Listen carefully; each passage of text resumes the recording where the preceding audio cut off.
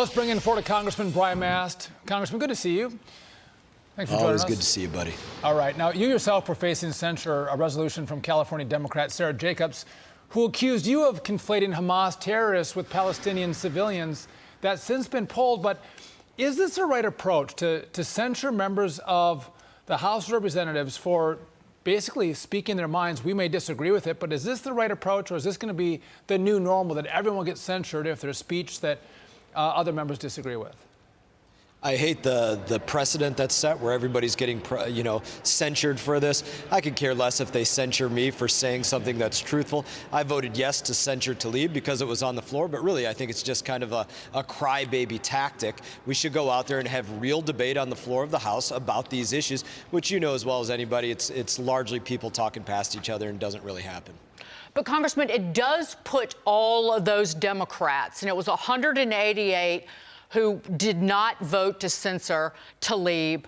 There were 4 Republicans who voted against it as well. So 188, 184 Democrats. But it's to put them all on the record as standing with, essentially, hatred of the Jews and wanting to wipe the Jews off the map and get rid of Israel.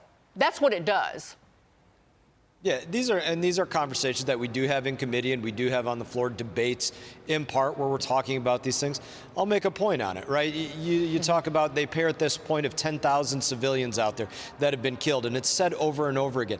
That point directly comes from the Hamas Health Agency, the Gaza Health Agency, and then you know who takes that talking point? The United Nations takes it and puts it out with UNRWA, and then you get Al Jazeera and Associated Press and New York Times that pair. That's exactly what happened with the hospital bombing argument.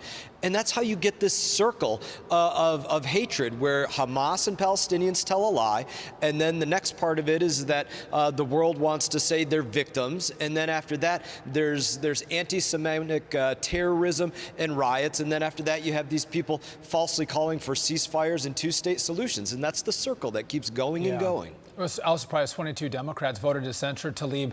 Democrats stick together through thick and thin, so that was shocking. But I do want to pivot to this, Brian. With all the recent talk about foreign aid in Congress, this one seems to have flown under the radar. A new watchdog report finds that the United States has given more than $11 billion in aid to Afghanistan since the disastrous U.S. withdrawal and Taliban takeover in 2021. And as American influence in the region completely wanes, the Chinese are stepping up to fill the vacuum.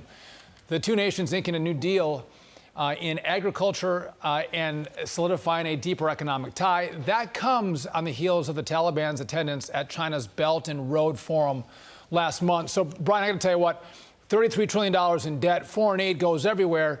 Someone's not minding the store to think that $11 billion can go to Afghanistan as Afghanistan and the Taliban are partnering with China.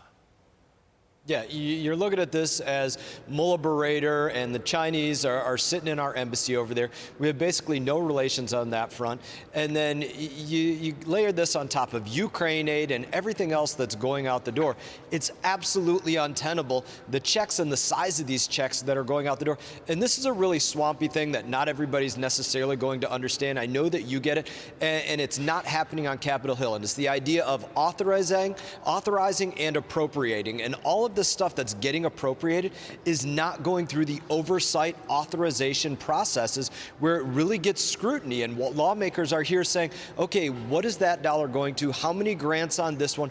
Why should we do that? Has the program actually been successful, or has it been a waste, or does it even reflect what the United States wants out of policy? Those questions aren't being asked when there's not authorization here, and so many programs go unauthorized. But, Congressman, one thing every single American does understand is cash shipments averaging $80 million arriving in Kabul every 10 to 14 days, and the Taliban having a long history of stealing foreign aid, and that potentially billions of our dollars are winding up in the hands of the Taliban and going to, it's not a stretch to think that people will die with American dollars.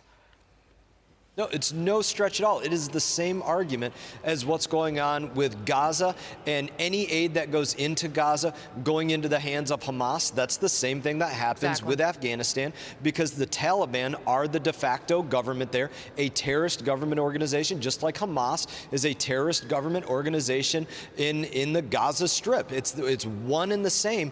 And when we send these dollars out in that way, we are funding terrorists. We are funding them against our allies, potentially against ourselves and others. But it's important, Congressman, we have to recognize that we, as Republicans, control the House and control the purse strings. They have to get their hands around all of this funding. We yesterday talked about CISA, an agency in the Department of Homeland Security that's the nerve center of all the censorship, and Republicans didn't want to cut that either. So hopefully, as you guys get your sea legs, there'll be a finer eye towards where money's going and for what. But your party controls the purse strings, and hopefully we get to the business of having much better spending in this country.